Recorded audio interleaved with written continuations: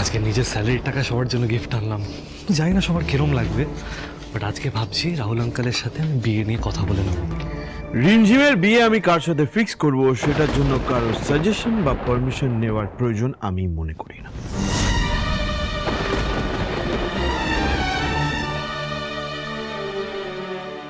তুই জানিস Rudra is the owner of R Jewellers. R জুয়েলার্সের মালিক, যারা আমাদের রাইভাল। আর ওদের বাড়িতে, ওদের ফ্যামিলিতে তুই রিমঝিমের বিয়ে ঠিক করলি? কি করে করতে পারলি এটা তুই? কারণ এটা আমার মেয়ের ফিউচার আর জীবনের ব্যাপার, তাই এই বিষয়ে সিদ্ধান্ত আমরা নিতেই পারি। সবাই জানে রায় ফ্যামিলি সিংহ রায় পরিবারের সমান সমান, তো সেই ক্ষেত্রে দাঁড়িয়ে এই ডিসিশনটা নেওয়া কোনো ভুল বলে আমার মনে হচ্ছে না। এখন তোমাদের মনে হতে পারে যে রাহুলের তো কোনো অধিকারই নেই ডিসিশন নেওয়ার, সেটা তোমাদের বিজনেসে।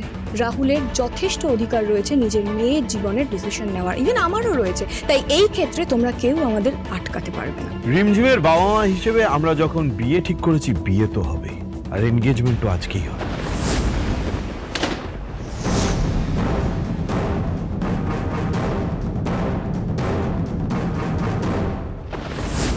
এই নাও দিদি, এগুলো দেখো, দেখো কি সুন্দর। এগুলো দেখো আর লজ্জা পাও যে মা হয়ে তুমি সন্তানের খেয়াল রাখতে পারোনি। তোমার গাফিলতিতে এই সবটা, তোমার নেগলিজেন্স সবটা নষ্ট হয়ে যেতে বসেছে। তবে একটা কথা মাথায় রাখো, আমি কিন্তু রিমঝিমের বিয়ে কোনো মতে সম্রাটের সাথে হতে দেবো না, প্রাণ দিয়ে হলেও আটকাবো। রাহুল, আমিও চাই না রিমঝিমের বিয়ে সম্রাটের সাথে হোক, কিন্তু আমার দোষ কোথায় বলবে? ও আমার কথা কোথায় শুনছে? এই সবটা হচ্ছে ওই ঋদ্ধিদের সাথে সারাদিন থাকার জন্য। ওরা ওর মাথাটা খেয়ে নিয়েছে। কিন্তু একটা কথা আমি অনেস্টলি বুঝতে পারছি না রাহুল, ওয়াই রুদ্র রায়ের ভাইপো, ওরা তো আমাদের রাইভেল, ওর সাথে কেন বিয়ে দিতে চাইছো তুমি রিমঝিমের? তোমার টপ ফ্লোরটা যে ফাঁকা, আমি সেটা বহুদিন ধরেই জানতাম। একটা জিনিস বোঝো, আমাদের রাইভাল না। মানে কি বলছো বলো তো তুমি? ওরা হচ্ছে ঋদ্ধি আর সিংহরায় জুয়েলার্সের রাইভাল, আর আমরাও হচ্ছে ঋদ্ধির রাইভাল। তার মানে কি হলো? ওরা আমাদের মিত্রপক্ষ। সেই জন্যই বলছি, রিমঝিমের সাথে রুদ্ররায়ের ভাইপোর বিয়ে হওয়াটা খুব জরুরি। আমি জানি মাম্মা, হঠাৎ করে এই নিউজটা শুনে তুমি শকড হয়ে গেছো, কিন্তু আগে আমাদের পুরো কথাটা শুনে নাও, তারপর তুমি যা বলবে আমরা সবটা শুনবো। কি শুনবো? শোনার আর কি বাকি আছে? সবটা তো তুমি আর বাবা ডিসাইড করেই নিয়েছো। যদি সত্যি আমার কাছ থেকে কিছু শোনার থাকতো, তাহলে অন্তত একবার আমায় জানাতে। এভাবে আমায় না জানিয়ে তুমি আমার বিয়েটা কি করে ঠিক করে দিতে পারলে? আসলে তুমি আর বাবা না আমাকে কোনোদিন নিজের মেয়ে বলে ভাবোইনি, তাই আমার ভালো থাকা, আমার ইচ্ছে অনিচ্ছে এসব তোমাদের কাছে কোনোদিন প্রায়োরিটিই পাইনি।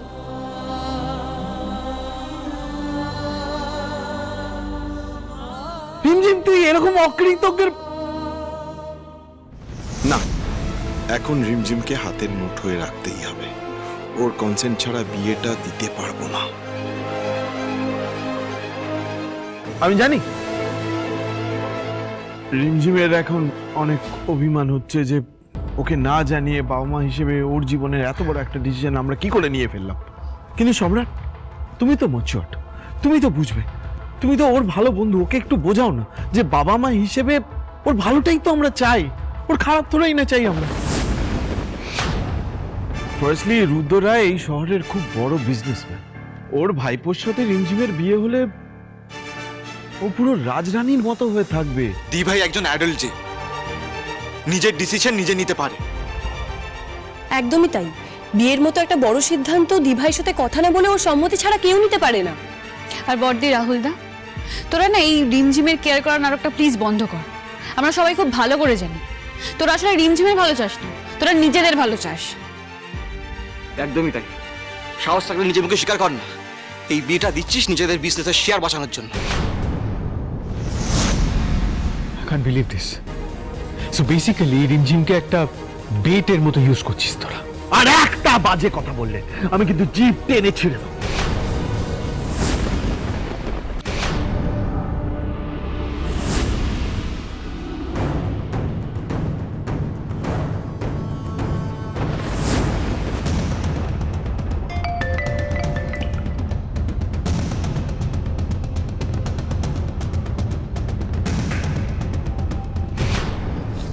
আমি জানি মাম্মা, আমি হয়তো তোমার ভালো মা হয়ে কখনোই উঠতে পারিনি, কিন্তু আমি তো তোমার সবসময় ভালো চেয়েছি। বলো, ভুল হয়ে গেছে, আমাদের ভুল হয়ে গেছে। তুমি বলো না, তুমি কি চাও, কি চাও তুমি বলো, আমরা সব শুনতে রাজি। হ্যাঁ, আমাদের উচিত ছিল তোমাকে আগে জানানো এই বিয়ের সিদ্ধান্তটার বিষয়ে, কিন্তু কি করবো বলো, সত্যি কথা তো তুমিও জানো, এই মোমেন্টে আমার আর তোমার বাবার হাত শূন্য। মাম্মা, তুমি যা বলবে তাই হবে। আমি বলছি, তুমি তুমি বলো না, তুমি কি চাও? তুমি কি কাউকে ভালোবাসো? তুমি কি অন্য কারোর সাথে থাকতে চাও? তুমি বলো, তুমি যাকে ভালোবাসো আমরা তার সাথে তোমার বিয়ে দেব। বলো না মাম্মা।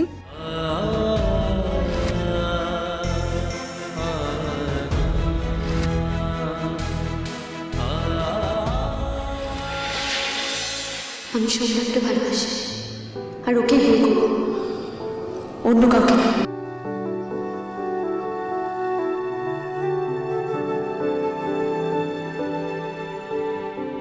রিমঝিম, এতদিন এই কথাটা আমাদেরকে জানাওনি কেন?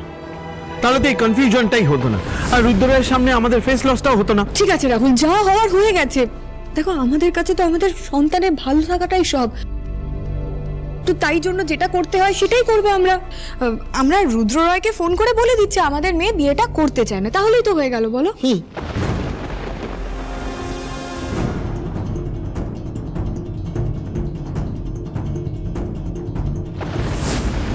আমি রিমঝিমকে বিয়ে করতে পারবো না।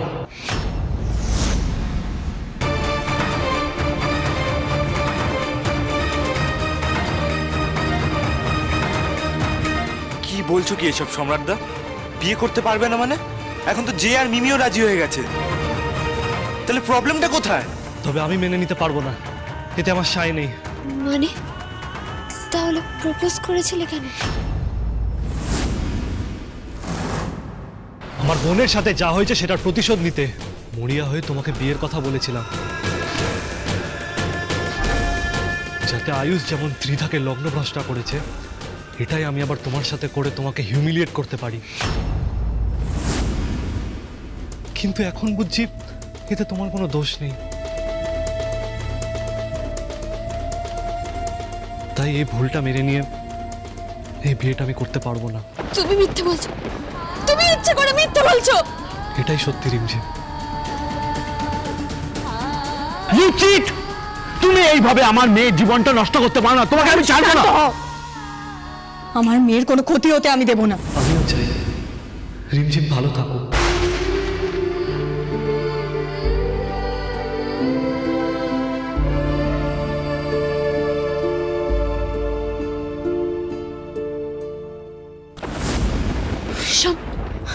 এটা হতে পারে না, সম্রাট আমার সাথে এটা করতে পারে না। ভাই, এটা করতে পারে না আমার সাথে। ভাই কথা শোনো, কিচ্ছু হয়নি, সম্রাট দাও তো মিথ্যে এইসব বলছে। কথা শোনো দিভাই, কথাটা শোনো দিভাই। দিভাই, সত্যি করে বল রাহুল, কি করেছিস তুই? আমরা তাই মনে হচ্ছে দা ভাই, রাহুল দা এমন এমন কিছু বলেছে যে সম্রাট মিথ্যে কথা বলতে বাধ্য হচ্ছে। আশ্চর্য! আমি সবার সামনে দাঁড়িয়ে এতগুলো কথা বললাম, আমি যদি কিছু করতাম তাহলে দেখতে পাতিস না। আর একটা জিনিস ভাব, আমাকে এইসব ফালতু কথা না বলে না, তোদের জন্য আমার মেয়ের জীবনটা কি করে নষ্ট হতে যাচ্ছিল সেটা একবার ভাব। আমরা কারোর কোনো কথার আর উত্তর দেব না। আমাদের মেয়ের বিয়ে রুদ্র রায়ের ভাইপোর সাথে হবে, আর দ্যাটস ফাইনাল। এই দাঁড়া, আমি যাবো। আমি ভাবছি এটা কি করে পসিবল? সম্রাট এরকম 180 ডিগ্রি ঘুরে গেল কি করে? আমি আর আয়ুষ্মান বাবু দিভাইয়ের সাথে কথা বলছি, চলুন।